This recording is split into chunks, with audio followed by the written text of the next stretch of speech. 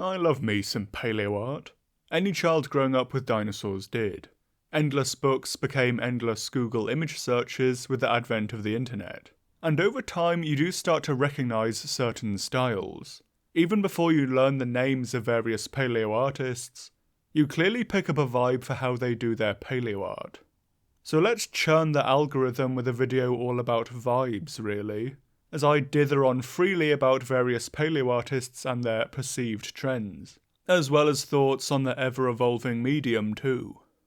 No matter what the art is, you have to learn to actually composite your subjects before you start getting all fruity and creative. And in that regard, I think John Sibbick is one of the most prevalent in the genre, and a real workhorse artist.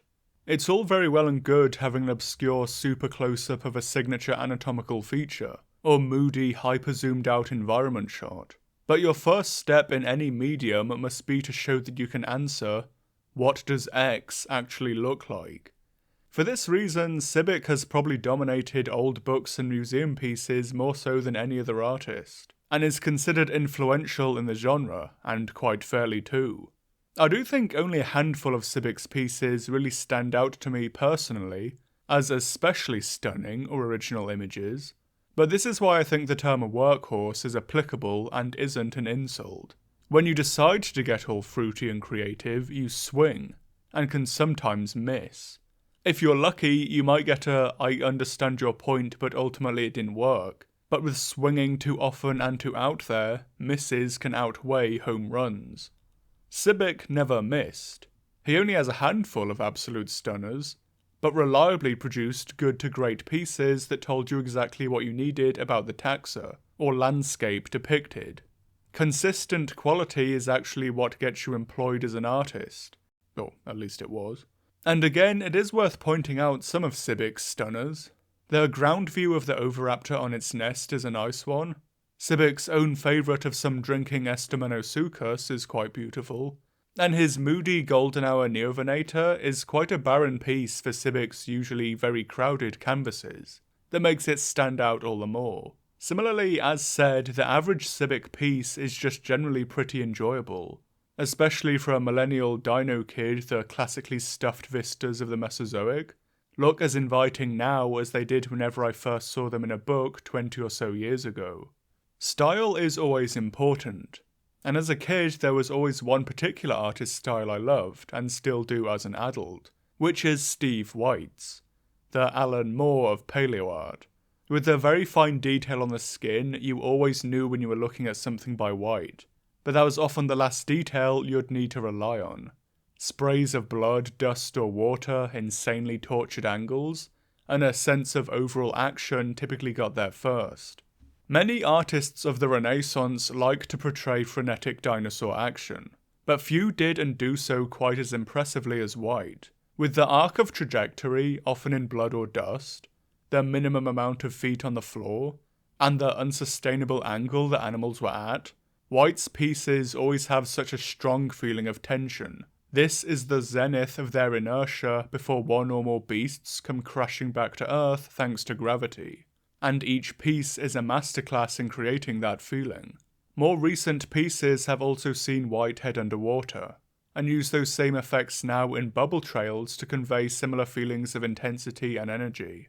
Juvenile animals are rarely spared too, and they are often also unflinchingly violent, with gouts of blood and the tearing of limbs being common features of the predation pieces. It's no surprise Frank Frazetta is one of his inspirations, and White says much of this came from the fact that many pieces were comparatively sedate at the time, even when depicting action. And White also steps away from his contemporaries by having little to no background. Many of his most recognisable pieces have the dinosaurs snapshot as individuals in a white background. Any distractions to the drama are removed. From an interview with White on Love in the Time of Chasmosaurs, it's interesting to consider big-budget mainstream paleo media and its impact on paleo art, and how despite being one of the most influential pieces of such media, Walking with Dinosaurs actually had a relatively negative impact on paleo art. White mentions that no one wanted traditional paleo art back in the day, rather demanding computer-generated pieces to try and capture that walking with appearance. Of course, most species with a walking with feature got a colour palette coded to their television design. But ironically, despite its blight on the landscape, such images are now fallen into obscurity. Back in the day, by which I mean the mid-2000s, you could access essentially all of these in image banks on their websites. Now they only exist in the physical media they were intended for. Despite how widespread it was, the CG plague was only ever temporary in the long run. The Collins Wild Guide to Dinosaurs and How to Keep Dinosaurs are the best repositories of such. And it does seem at least some people were having a bumper time of things, John Hughes being the one to create all of the said images. And it is clear why.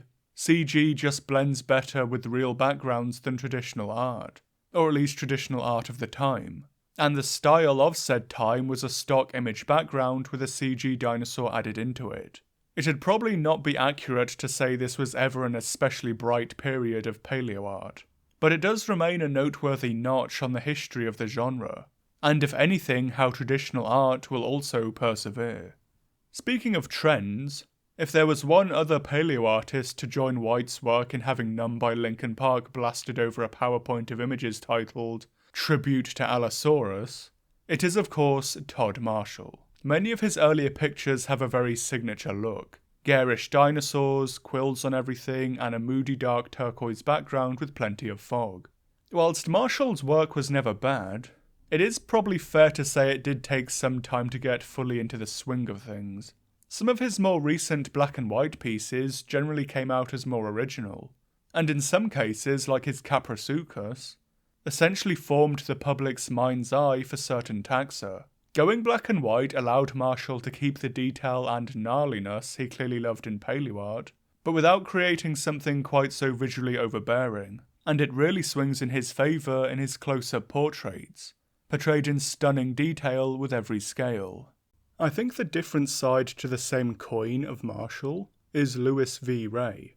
Also very popular and well exposed in assorted books, posters and music videos, all adored by the dino kids of the 90s and 2000s, his pieces are similarly action-packed and dramatic, but rather than murky and spiky, Ray's pieces are explosively colourful, with lurid, garish dinosaurs often with alarmed expressions or in action-packed poses. Perhaps the one that sums up Ray best is his Therizinosaur Stampede, as the rampaging dinosaurs spray dust and scatter smaller theropods in a garish rush. Ray leans hard into the dinosaur renaissance, with his theropods often being feathered and very avian-inspired too, but invariably in a garish and remarkable fashion, the bright, cheerful opposite to Marshall's broody darkness. It could also be worth noting, though I'm not sure who's first in a chicken and egg scenario, that Ray's Giganotosaurus was the basis for the Dorling Kindersley model that would later attain similar fame in the 90s and 2000s. Of course, the reason paleoart exists is because there are no pictures of living non-avian dinosaurs. If there were, guidebooks would be filled with photos for illustrations, and dramatic pieces of paleoart would essentially be award-winning images of wildlife photography. Which isn't to say extant wildlife art doesn't exist. Some scenes or species can be very hard to capture, some people have popular styles, and some people have tastes that can only be satisfied via skilled commission. But it is to say that paleoart chiefly exists to fill an otherwise impossible niche. Thusly, it is interesting to compare paleoart with wildlife photography, especially across the multiple eras of paleoart, and how artistic tools have changed too. Cameras are now a lot better at being cameras, but they are still essentially cameras, whereas people 20 years ago didn't have a Wacom, or other similar artistic tools. Looking at John Gersh's work, it was the use of shadow that first interested me.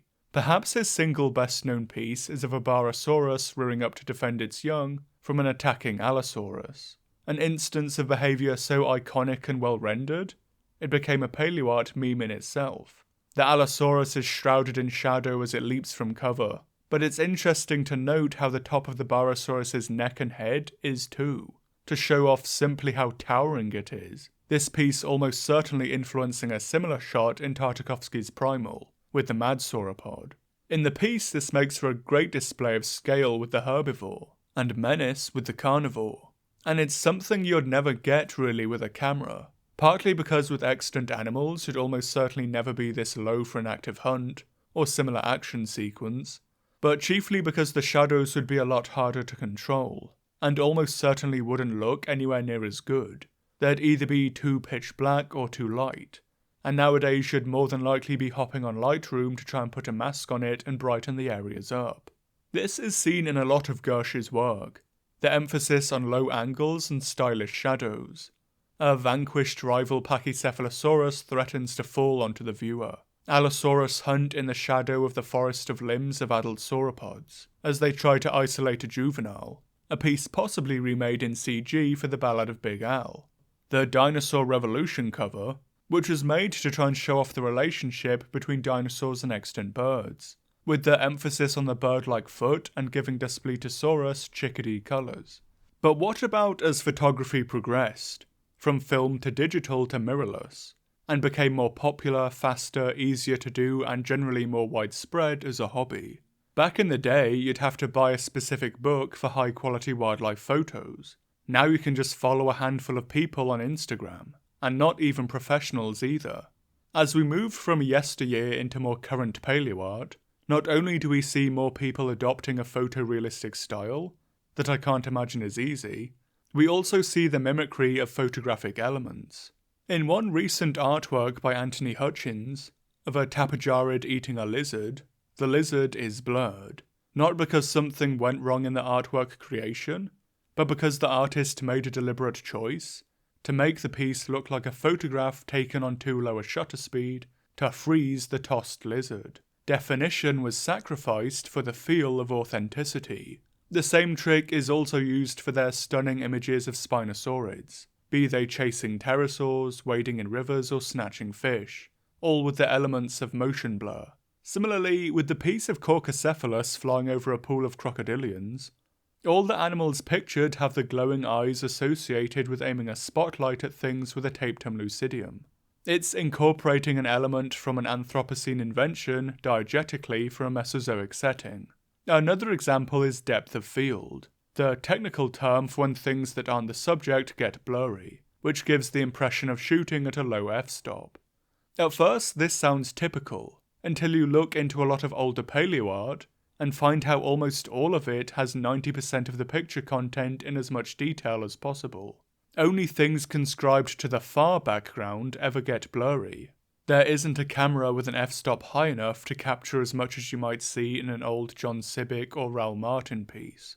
It's worth noting here too that I don't think this is bad. This video was made to simply comment on trends and generally ramble about paleoart, not to declare X being better than Y.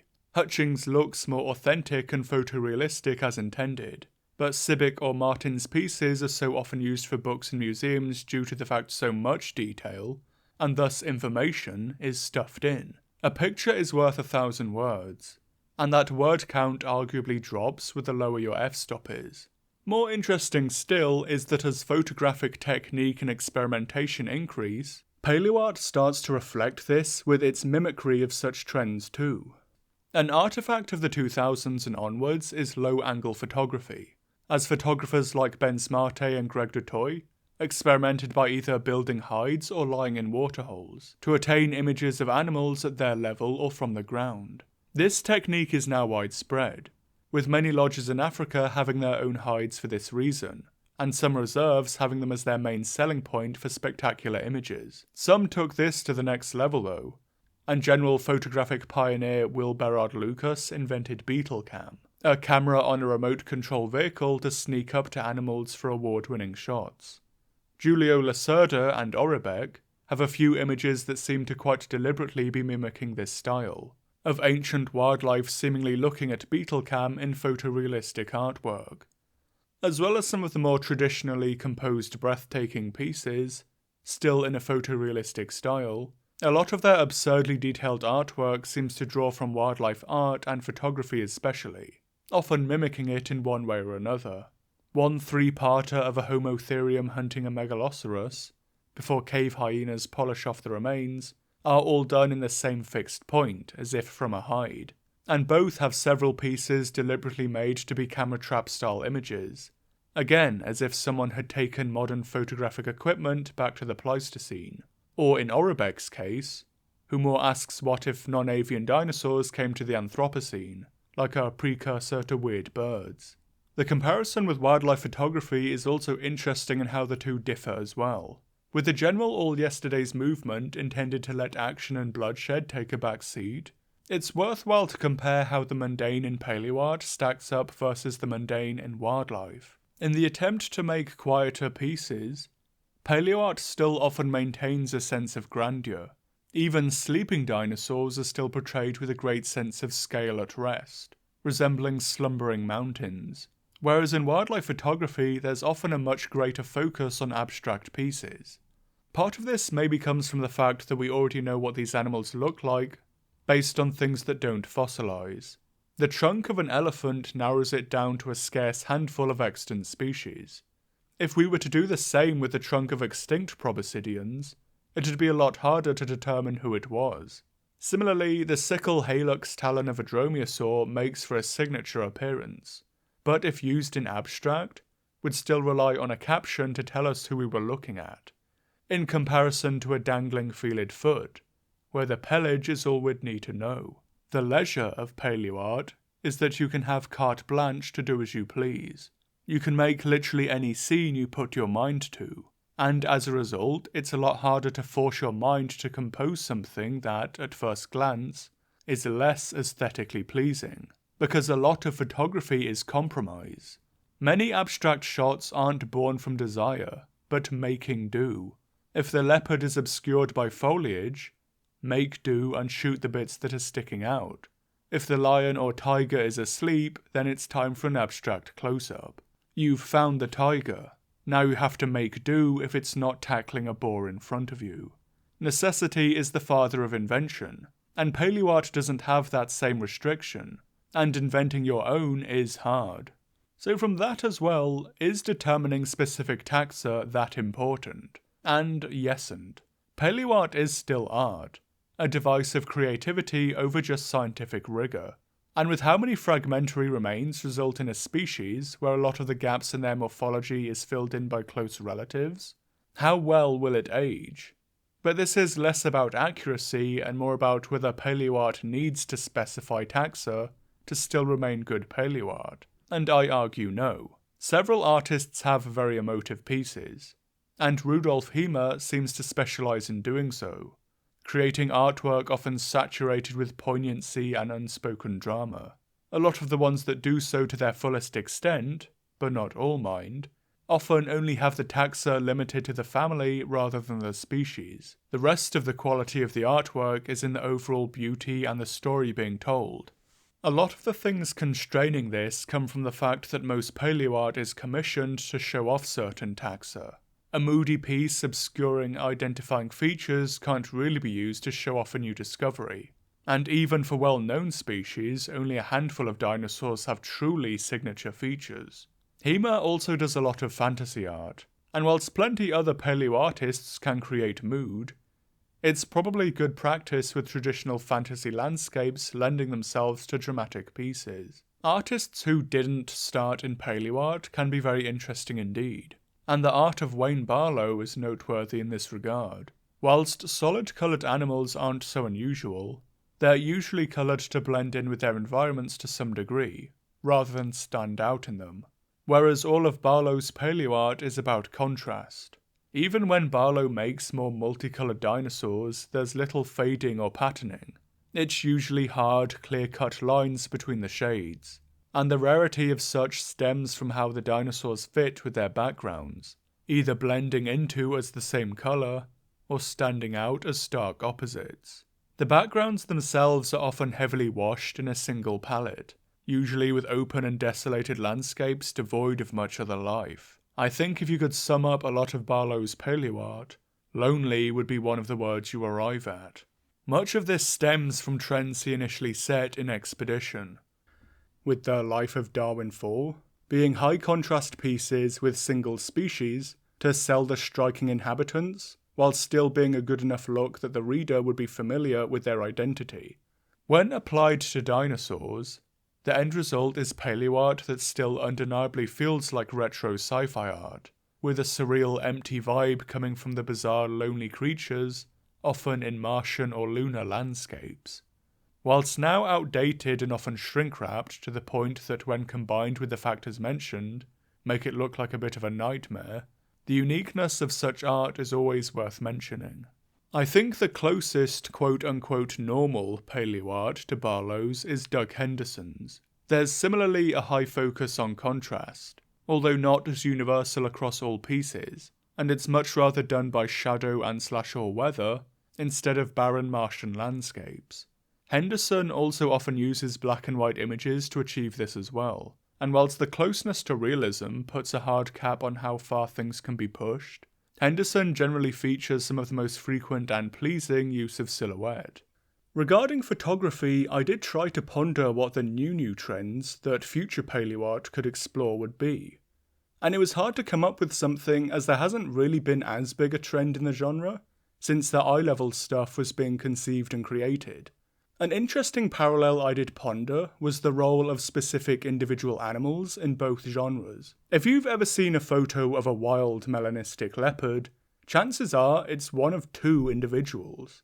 A large male known as Saya, who lived in the Kabini section of Nagahole Tiger Reserve, or Giza, an adult female in the Laikipia region of Kenya. As striking, unique and photographable individuals, it's no surprise they essentially kept/keep the respective camps and lodges around them in business single-handedly with photographers trying to shoot them. And it is funny to think that when you see Giza popping up again and again on social media or in competition entries, that so many pictures have been taken of that same individual. And then thinking about it regarding paleoart, the same can actually happen. Most paleoart of Parasaurolophus, we know now, doesn't depict the species, but an individual. The signature curvature of the vertebrae are not in fact natural, but as a result of a tree falling on an unlucky specimen who survived. So every piece made before this became known as depicting them with that curve, but they were all depicting a specific unlucky individual. You could also argue that with the focus on size and power in mind, that almost every T-Rex is meant to be Sue, or more recently Scotty. And of course, Big Al is in the runnings for the most famous single dinosaur, when she got an entire documentary on her life. Her competition perhaps comes from the Fighting Dinosaurs, where two specimens have been immortalised in art and media countless times. As new specimens are described with rare fossilised instances of behaviour written in their bones or guts or trackways, or trauma too with the former examples, paleoart again mimics photography to pursue a snapshot of that behaviour in art form, and thus creates hundreds of recreations of that individual specimen too. To begin dialing things down, why not end with what I'd consider my favourite for a video that's essentially just nattering about vibes? When looking through a lot of older paleoart, I rediscovered the Sainsbury's Book of Dinosaurs, and in it is probably my single favourite piece. It's outdated, anachronistic and inaccurate, and I wish I had more profound things to say, but really it's just a spectacularly cool action piece.